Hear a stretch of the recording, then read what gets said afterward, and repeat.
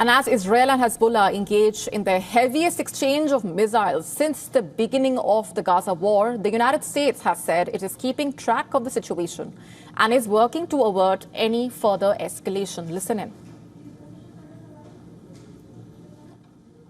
I can't speak directly to the conversations that unfolded yesterday, other than to say there was continuous communication, and we have been tracking the threat of Hezbollah attacks against Israel for some time now. And of course, those attacks have been unfolding since October 7th, in addition to the specific operations and actions that took place yesterday. The Hezbollah leader, Sayyid Hassan Nasrallah, said that it was able to carry out its attack as planned in retaliation to the killing of top Hezbollah commander Fuad Shukr in Beirut last month. Nasrallah said Hezbollah managed to fire 320 rockets and drones at Israel. On the other hand, the Israeli Prime Minister Benjamin Netanyahu claimed that the country's military had intercepted all the missiles and drones that Hezbollah launched at strategic targets. Netanyahu also claimed that Israel had carried out preemptive strikes against Hezbollah in Lebanon. He claimed that 100 Israeli fighter jets destroyed thousands of rocket launchers of the Iran-backed group. Nasrallah refuted the claims as false, adding that only dozens of rocket launchers were destroyed.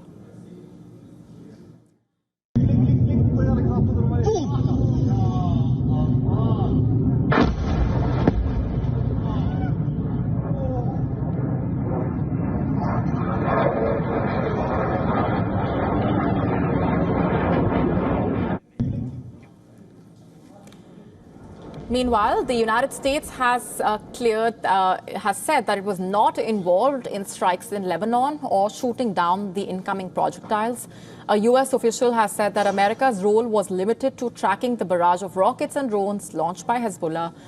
The question is, what will happen next in West Asia? Nasrallah said Hezbollah would assess the result of the operation carried out on Sunday and would determine whether it would carry out further attacks. On the other hand, Netanyahu has warned that Israel's preemptive strike on Hezbollah in Lebanon was not the end of the story.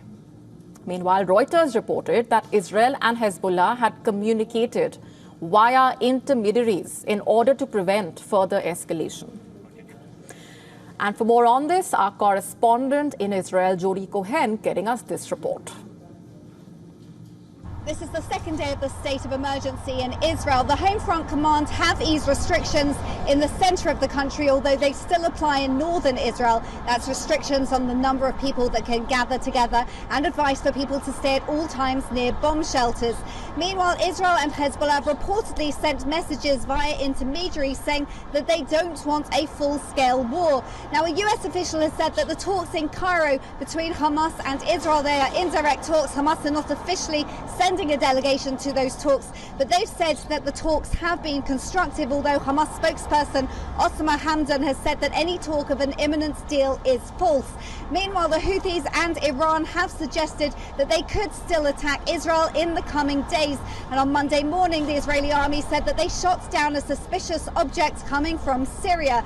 Prime Minister Netanyahu reportedly said to one of the released hostages that he believes that the existence of Israel is at stake in this war. And I asked Prime Minister spokesperson David Mencer about Israel's preparations for potential further attacks.